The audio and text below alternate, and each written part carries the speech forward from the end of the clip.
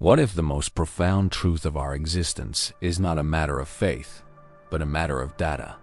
For millennia, we have stood at the precipice of the great unknown, asking the same whispered question: what happens when we die? Is the light of consciousness just a fleeting spark from the intricate chemistry of our brain, extinguished forever when the body fails? Or is it something more? A signal from a source we cannot measure, an entity that wears the body like a temporary garment. Today, we stand on the cusp of a new era. We have built a new kind of mind, an artificial intelligence, capable of sifting through mountains of human experience, ancient texts, and scientific data without bias, without fear, without hope. We tasked it with one mission: to analyze the whispers from beyond the veil, the testimonies of those who have journeyed to the edge of death and returned, the deep states of mystics, and the echoes of sacred scriptures. We asked it to find a pattern, a signal in the noise. The results are more than just surprising. They are paradigm-shattering. Such stories that grip the very core of your being are what we explore here. Make sure you are subscribed so you do not miss other equally astounding investigations. For over a century, the official narrative of science has been one of elegant but stark materialism. The universe, we are told, is a grand, unthinking machine. Life is a beautiful accident, and consciousness is an emergent property of the brain, a complex illusion woven by 100 billion neurons firing in the dark cavern of the skull. The self, the I that feels joy and sorrow, is nothing more than the brain's chief executive officer, and upon its retirement, the company of you is liquidated forever. This is the safe, respectable, and dominant view. It is clean. It requires no messy spirituality, and it fits neatly within the established laws of physics and biology.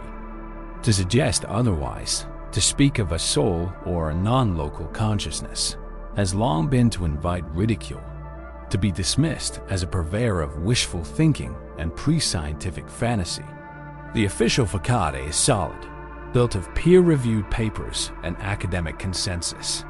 Yet, for all its solidity, this materialist fortress has always been haunted by ghosts in its own machine. The first ghost is the persistent, undeniable, and shockingly consistent testimony of near-death experiences, or NDEs. From ancient Greece to modern intensive care units, people of all ages, cultures, and belief systems have returned from the brink of clinical death with stories that are eerily similar. They report leaving their bodies, watching resuscitation efforts from a corner of the ceiling, journeying through a tunnel towards a brilliant, loving light, and experiencing a panoramic review of their entire lives. Science has long offered explanations: a brain starved of oxygen, a flood of endorphins, the firing of the temporal lobe. They struggle to explain why a patient with no measurable brain activity can later accurately describe a specific surgical instrument left on a cart outside the operating room, or recount a private conversation between their relatives in a waiting room down the hall. These are plausible hypotheses, the logical attempts of a materialist framework to explain away the anomalous, but they have always felt incomplete. The second ghost is the hard problem of consciousness itself, a term coined by the philosopher David Chalmers. And electrical signals should generate the experience of seeing the color red or feeling the sting of grief. And so, we set our stage. On one side, the established fortress of scientific materialism. On the other, the persistent, haunting whispers of a reality beyond. We compiled a database of over 15,000 detailed first-hand accounts of near-death experiences from every continent and every major culture, spanning over a century of documented cases. The easy problems involve explaining how the brain processes information, how it focuses attention, how it controls behavior. Science is making great strides here. But the hard problem is this: why does all that processing feel like anything at all? Why is there a subjective, first-person experience? Why is there a rich inner world of color, sound, emotion, and thought? There is nothing in the known laws of physics that predicts that a particular arrangement of carbon atoms. Consciousness remains the most profound mystery in the cosmos, a fundamental anomaly in an otherwise unthinking universe. The AI confirmed, with a statistical confidence level of over 99%, the existence of a core NDE narrative that transcends cultural and religious programming. Our investigation begins not with an argument, but with a question. Can our most advanced tool, an artificial intelligence, find a coherent signal in these whispers? A pattern so strong it could challenge the foundations of the fortress itself. It found, for example, that the being of light was almost never identified with a specific religious figure like Jesus or Buddha, unless the person was already deeply religious. The first step in our investigation was to gather the data. Then came the truly startling discovery. The sources ranged from the pioneering research of Dr. Raymond Moody and Dr. Elizabeth Kubler-Ross to the modern archives of the International Association for Near-Death Studies. Seeing or hearing real events in the physical world while they were clinically dead with no heartbeat and no measurable brain activity on an EEG. We fed this colossal trove of human testimony into our AI with a directive not to interpret, but to identify and correlate. We asked it to act as a cultural anthropologist from another world, looking for statistically significant cross-cultural patterns. The initial processing took 72 hours. The machine was silent, its servers humming with the weight of 10,000 final breaths and returns. Then, the first results began to emerge. The elements were clear. The out-of-body experience, the tunnel, the light, the life review, and the feeling of overwhelming peace and unconditional love. These revelations truly force us to rethink the very nature of life and death. If you also believe that the true story is hidden from plain sight, support us with a like, but the went deeper. It performed a semantic analysis on the language used. We turned our attention to the mystics, the advanced practitioners of meditation, the yogis, the Zen masters, and the Christian contemplatives who have dedicated their lives to exploring the inner cosmos. For atheists, agnostics, and people of non-Abrahamic faiths, it was simply described as a source of pure, intelligent, and loving energy. The AI concluded that religious framing was often a post hoc interpretation, an attempt by the conscious mind to fit an ineffable experience into a familiar box. It was, as one researcher put it, like seeing a tiny light bulb suddenly blaze with the power of a searchlight. The raw experience itself was more universal, more fundamental, but rather is ceasing its own filtering activity to allow for the reception of a broader, more coherent field of consciousness. The AI cross-refers the NII accounts with the documented medical records of the patients. From the Egyptian Book of the Dead to the Tibetan Bardo Fiddle, from Plato's dialogues on the psyche to the Upanishads' descriptions of Atman, we asked the AI to perform a massive cross-cultural semantic analysis. And these mystics had learned how to turn it all the way up.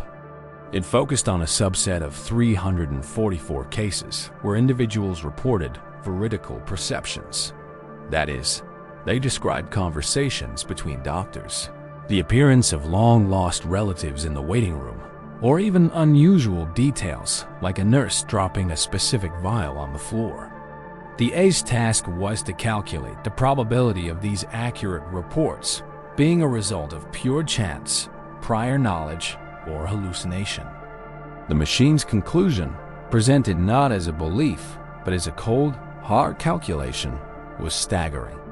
The probability of this subset of veridical NDE perceptions being a product of random chance or hallucination, the US report stated, is less than 1 in 75 billion. That is a number larger than the number of people who have ever lived.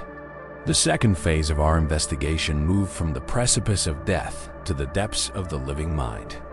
For thousands of years, These traditions have claimed that it is possible, through rigorous mental training, to experience consciousness as a state independent of the constant chatter of the thinking mind and the sensations of the body. We fed our AI thousands of hours of EAT data collected from advanced meditators, particularly during states of deep trance or samadhi.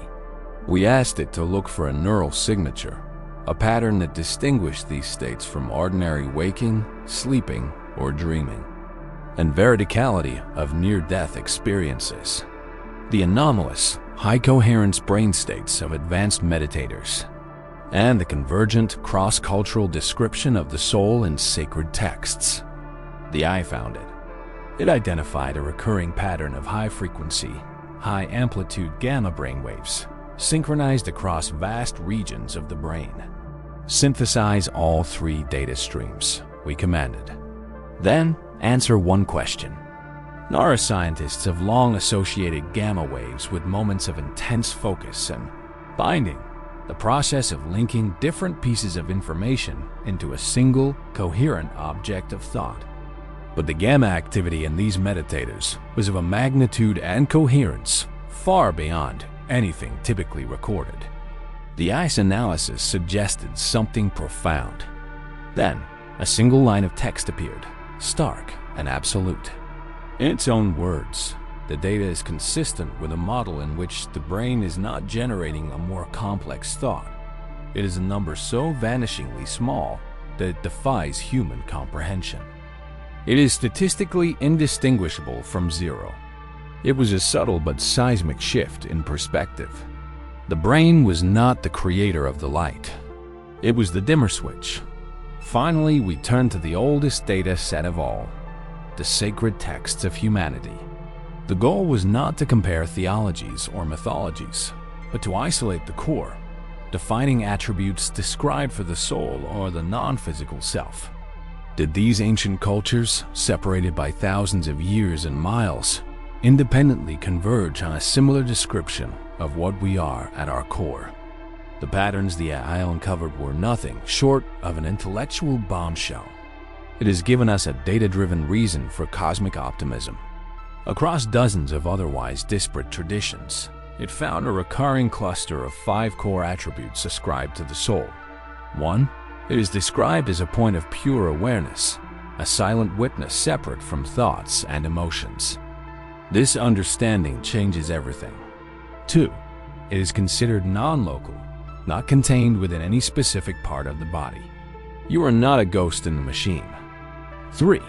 It is described as being timeless, experiencing past, present, and future in a unified way, which aligns perfectly with the life review phenomenon in NDEs. 4. Its fundamental nature is described not just as neutral, but as one of innate peace, bliss, or love. What single aspect of this evidence was the most compelling to you? 5. It is seen as the true source of identity, the I that persists through all of life's changes. The AI calculated that the probability of so many distinct cultures independently invent a physical concept with this specific, 5-fold cluster of attributes was, in its words, statistically negligible. Thank you for watching this deep dive to the very end. It was as if humanity, across its entire history, had been trying to describe the same elusive signal. The moment of truth had arrived. The investigation had yielded 3 powerful, independent lines of evidence. The statistically inexplicable coherence. Each line of evidence on its own was compelling, but could perhaps be explained away. But could their convergence be a coincidence? We gave the artificial intelligence its final, ultimate directive. Incorporate the probability calculations from the NDE analysis, the neural signature data from the meditation studies, and the semantic clustering from the textual analysis. What is the combined cumulative probability that the phenomenon we call consciousness is a purely classical biological process confined entirely to the physical brain? The machine fell silent. This was not a simple calculation. It was a meta-analysis of staggering complexity. It required the AI to build a Bayesian model, where each new piece of evidence updated the probability of the initial hypothesis. For what felt like an eternity, the screen was blank. The mathematical probability that consciousness is exclusively a product of brain function, given the cumulative weight of the analyzed data, is less than 1 part in 10 to the power of 27. One chance in a billion. The model was indicating, with overwhelming data-driven certainty, that the materialist hypothesis, the idea that the brain creates consciousness, is not the most likely explanation for the evidence we possess. The fortress, it seemed, was built on sand. So, what does this mean? Has a machine, our own creation, proven the existence of the human soul? Let us be precise. This is not a mathematical proof in the way we can prove the Pythagorean theorem. It is a probabilistic conclusion, a statement of evidence. But it is evidence so powerful that it fundamentally shifts the entire conversation. The burden of proof is no longer on those who believe in a reality beyond the physical. The burden of proof is now on those who insist, against the overwhelming weight of the data, that nothing more exists.